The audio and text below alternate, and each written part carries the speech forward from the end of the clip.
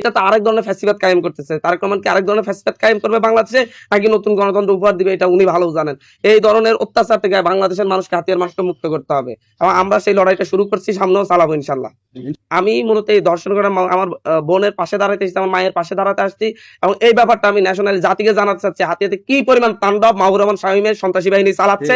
এবং এই মাহবুর রহমান শামীম হাতিয়াতে আসার পর থেকে যে এই ধরনের সন্ত্রাসী কার্যক্রম তার সন্ত্রাসীদেরকে নিয়ে শুরু করছে, বিএনপি সাংগঠনিক সম্পাদকের পদের কথা বলে এটাকে কাজে লাগিয়ে উনি বিএনপি ক্ষমতায় আসছে বা ক্ষমতায় আসবে এই ধরনের কথা বলে যা করতেছে, এই ব্যাপারে ওনার ব্যাপারেও অ্যাকশন চাই আমরা। ওনার ব্যাপারেও যাতে হচ্ছে দলীয় ভাবে এবং সরকারি ভাবে ব্যবস্থা নেয়, সেই ধরনের আমরা আহ্বান জানাচ্ছি। জামাতার আমির এবং নাহিদ ইসলাম এখানে আসবেন, ওনাকে দেখতে আসবেন এবং খবর নিতে আসবেন।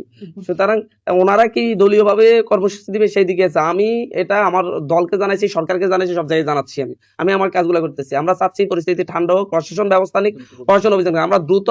আমি এসপি কে বলেছি সেই জায়গায় পুলিশের ওসি যার সামনে ঝামেলা হয়েছে, যার সামনে এই ধরনের ঘটনাগুলো করেছে, সেইখানে এদের প্রত্যাহার করতে হবে। এদের প্রত্যাহার না করলে তো পুরো হাতিয়াতে তাণ্ডব চলতেছে, তাহলে তো প্রশাসন ব্যর্থ। এই প্রশাসনকে প্রত্যাহার করে নতুন প্রশাসনের সেট আপ দিতে হবে।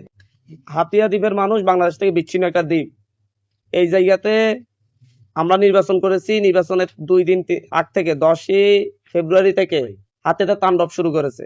এই তাণ্ডবটা নব্য বিএনপি যারা আওয়ামী লীগ থেকে সরাসরি বিএনপিতে যোগ দিয়ে তারা এই তাণ্ডবটা চালাইছে মাহবুর রহমান শামীমের সরাসরি নির্দেশনায়।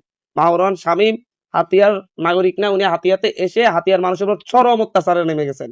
উনি ভাবছেন কেন্দ্র দখল করে উনি এমপি হয়ে যাবেন, উনি ভাবছেন যে সন্ত্রাস পালন করে সন্ত্রাসীদেরকে ব্যবহার করে উনি এমপি হয়ে যাবেন। ওনার সাথে আমি কয়েকবার কথা বলেছি যে আপনি এগুলা থামান, উনি কোনো ধরনের ভূক্ষেপ করা নাই।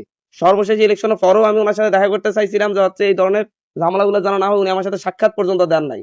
উনি 500 পরিবারের উপর 500 বাড়ি ঘর হামলা করছে। আপনারা হাতিয়াতে গিয়ে দেখে আসেন, প্রত্যেকটা গ্রামে গ্রামে শুধুমাত্র এনসিপি করছে, শুধুমাত্র শাপলাগুলি ভোট করছে, এজেন্ট ছিল। এমন কোন এজেন্ট নাই যাকে মারা নাই তারা। এমন কোন আমাদের এলাকার নেতাকর্মী নাই যার গায়ে তারা হাত তুলে না। প্রত্যেকটা ইউনিয়নে, প্রত্যেকটা ওয়ার্ডে আমাদের 2-4 জন করে লোকজন উপর হামলা করছে। শত শত আহত।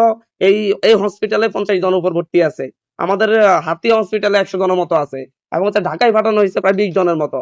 প্রতিনিয়ত তারা এই ধরনের হামলা করে যাচ্ছে। এটা একটা তাণ্ডব, মহাতাণ্ডব চালাচ্ছে।